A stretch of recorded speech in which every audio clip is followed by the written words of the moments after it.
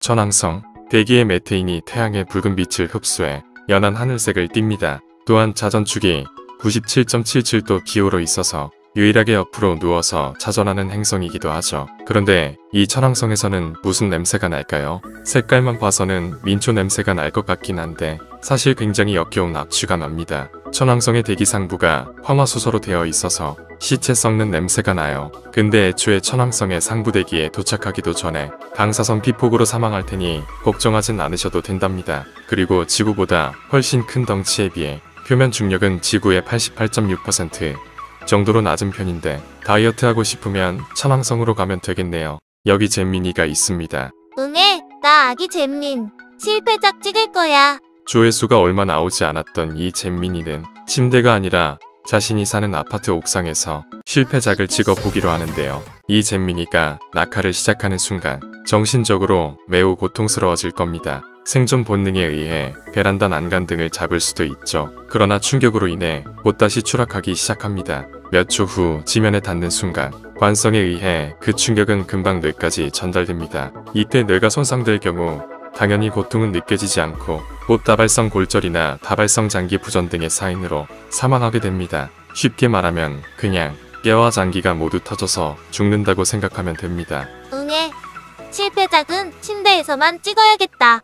헤모글로빈, 적혈구를 구성하여 산소를 운반합니다. 화학식은 이거인데 화학식이 의미가 없을 정도로 원자가 많아서 보통 이런 3D 그래픽을 사용합니다. 헤모글로빈은 4개의 철 이온에 각각 하나씩의 산소 분자가 결합하는데 이로 인해 붉게 보입니다. 정맥이 푸른색으로 보이는 이유도 산화되지 않은 철 이온은 암적색을 띠는데 이것이 피부를 통해 비치기 때문입니다. 또한 헤모글로빈은 산소보다 일산화탄소와 약 200배 더 잘 결합하는데 결합할 경우 카복시 헤모글로빈으로 변하여 일산화탄소 중독에 걸려 목숨이 위험해질 수도 있죠. 그런데 이건 무엇일까요?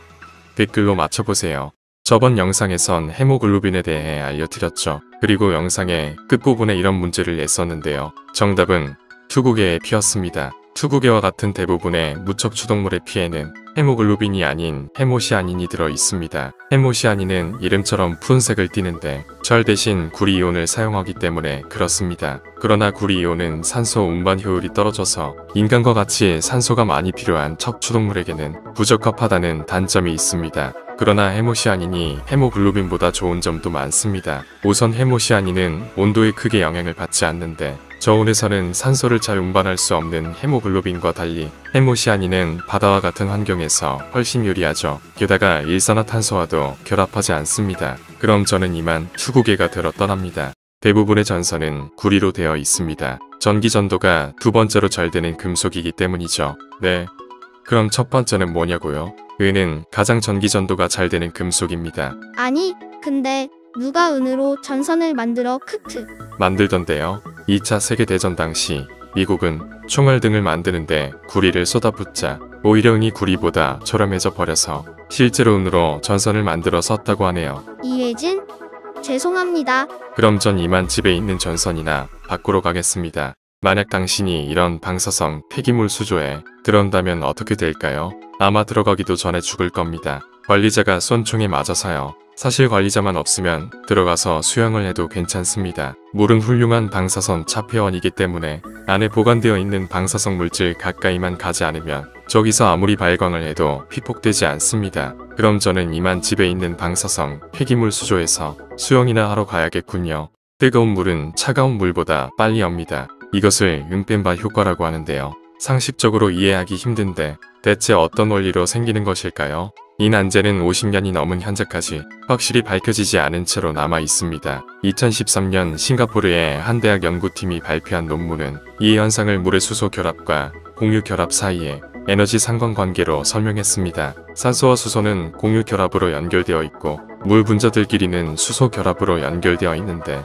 수소 결합이 물 분자들을 끌어당기면 공유 결합의 길이가 길어지고 에너지를 축적합니다. 이후 물을 가열하면 수소 결합이 길어지고 공유 결합은 짧아지면서 축적했던 에너지를 방출하기 때문에 뜨거운 물이 차가운 물보다 빨리 어는 것입니다. 그러나 2020년 네이처에 실린 논문에 따르면 이 효과는 물에만 국한된 것이 아니었습니다. 결국 아직까지 확실한 원인은 밝혀지지 않은 것이죠. 젤리 케이스는 열가소성 폴리우레탄으로 이루어져 있습니다. 이 열가소성 폴리우레탄은 이소시아네이트와 폴리오를 합성하여 만든 것인데 이 중 이소시아네이트가 문제입니다. 자외선을 받으면 붉은색을 띠는 퀴노이드라는 분자가 만들어지는데 이 때문에 점점 붉은 계열의 색으로 변색되는 것이죠. 태양이나 형광 등에서는 계속 자외선이 나오는데 이를 막을 수는 없으므로 방법은 폴리카보네이트로 된 케이스를 쓰거나 그게 싫다면 주기적으로 교체하는 수밖에 없겠군요. 모르핀은 아펜에서 추출한 마약성 진통제입니다. 다른 진통제들은 통각을 줄이기만 하는 것에 반해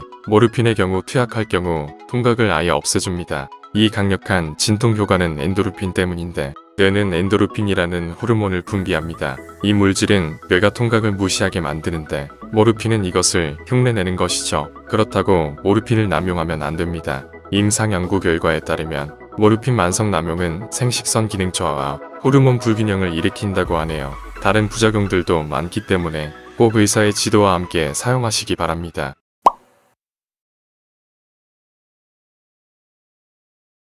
폰에는 리튬이온 배터리가 사용됩니다. 이 리튬이온 배터리는 음극재와 양극재, 그리고 전해질로 이루어져 있습니다. 우리가 흔히 충전한다고 하는 것은 외부에서 에너지를 가해 양극재에 박혀있던 리튬이온을 음극재로 이동시키는 것이고 방전의 경우는 그 반대로 이동하며 외부로 전기 에너지를 내놓는 것이죠. 그러나 이 과정을 많이 반복하다 보면 음극재와 양극재의 구조적 변형이 일어납니다. 이렇게 되면 배터리의 효율이 점점 떨어지게 되는데 보통 500사이클 정도가 지나면 급격하게 저하되기 시작합니다. 그래서 폰의 배터리가 2년 정도 쓰면 빨리 닳는 게 확 체감되는 거예요.